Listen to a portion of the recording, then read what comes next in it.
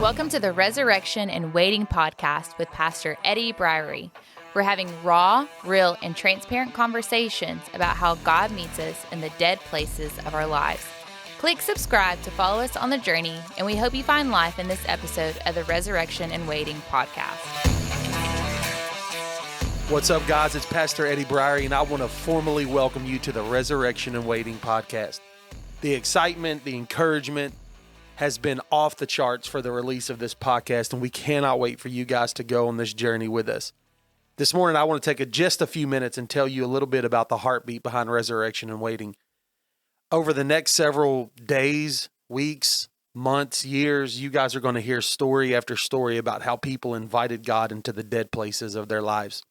The hard place that nobody talks about, the waiting room, the in-between, the barren season, the thing that doesn't get a lot of conversation because the miracle gets the story. But what I've realized in my own life is that it's in that dead place, it's in that dead season, it's in that place that nobody wants to talk about, where we understand more about God than we ever have before.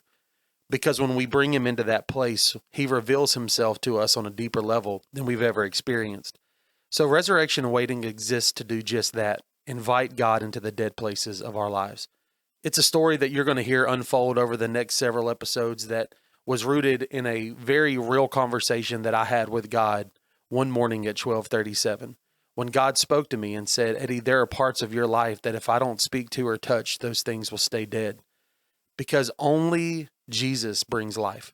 And so I went on this journey of finding myself, this journey of finding more about God, this journey through the Word of God, journey through my religious upbringing, a journey through the fact that I didn't know how to deal or didn't know how to cope, or I didn't know how to react or navigate trauma or betrayal. And the Lord began to work on me.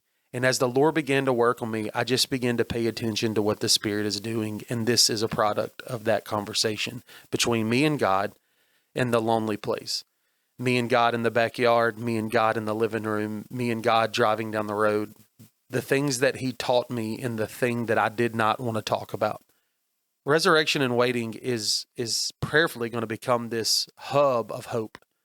This is the podcast. You are listening to the introduction of the Resurrection and Waiting podcast. In reality, guys, it's a dream come true.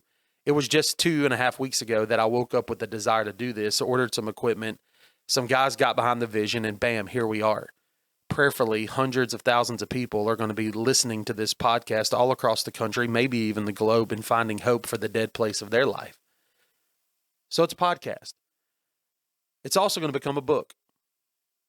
When I was on sabbatical from my church for 8 weeks, I just began to journal, and I just began to listen to God, and I just began to write things down that the Lord was doing inside of me and sharing to me in my dead place, right? And I just began to pay attention. And I was coming back off a sabbatical, and I was going to be Easter Sunday, right, of this past year, Easter Sunday, 2021, and was going to be my first day back after sabbatical. I had this message that the Lord gave me out of John chapter 11 about the death of Lazarus, and I was going to preach this word to my congregation the day I came back off sabbatical. Man, I was nervous. I hadn't really seen people in 8 weeks. I'd reclused and almost become a hermit, dealing with shame and some other things that you're going to hear unfold throughout this podcast. But I was ready to go, and I got up and preached this word, and it unlocked something. It unlocked something inside of me. It unlocked something inside of the people that were listening. And what I realized is this was a much bigger conversation than I thought it was going to be. That 1 week sermon turned into 7 weeks,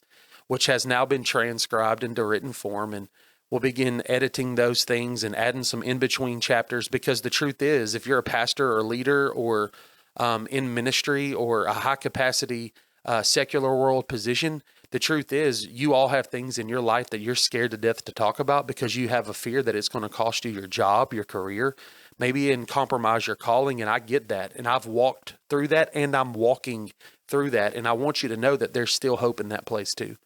And this book is going to talk about my journey of finding hope in the in-between, my journey of finding hope in the navigating of waters that I never intended to swim in. So that will come at some point. And the third part of Resurrection and Waiting ultimately will be a short film project that would allow you to see in real life some stories about some people that God has shown up in the dead place of their life, done a miraculous miracle, and he's proven himself to be faithful in their life, and they want to tell the world about it. But we're not going to focus on the miracle. So many times in Christian culture, we focus on the miracle. We focus on the outcome. We focus on how God, pulled us through that place. But Resurrection and Waiting doesn't exist to talk about that. We know that God is faithful. We know that God is going to show up. We believe that. We live by faith every single day with the heart that we know God is going to show up. But what about the place where we wanted to quit? What about the times we wanted to throw in the towel? What about the times we beat our hands on our chest and asked God where he was? What about those Mary moments where she met Jesus in the street because he took so long to get to her brother, and she has this dialogue and essentially said, Jesus, where were you? If you would have been here, my brother would not have died. You see, we all have moments where we say, Jesus, if you would have been here, X, Y, or Z. And that's the story I want to tell. The story about not quitting. The story about pressing in, the story about digging a little bit deeper than we've ever dug before to find something that we've never held before. Maybe there's a part of God that you've yet to learn about. Maybe there's a part of his nature that's yet to be revealed to you.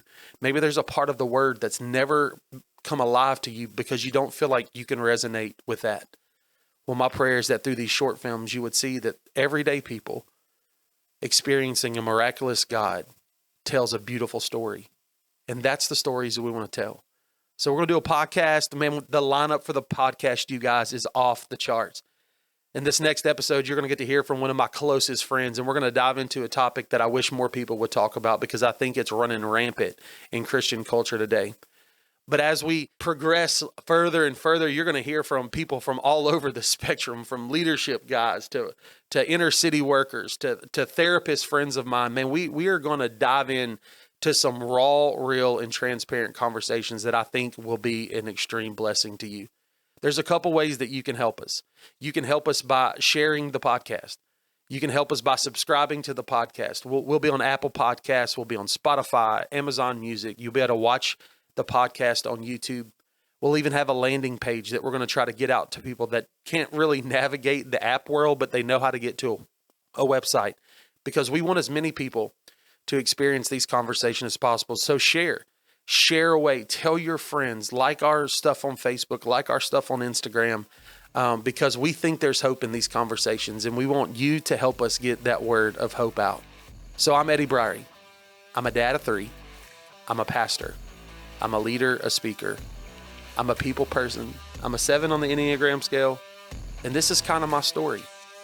I want to invite you into the dead places of my life and show you how God met me there and brought me into what I believe is going to be my most fruitful year yet. So thanks for going along the journey. This is the Resurrection and Waiting podcast, and we'll see you guys next time.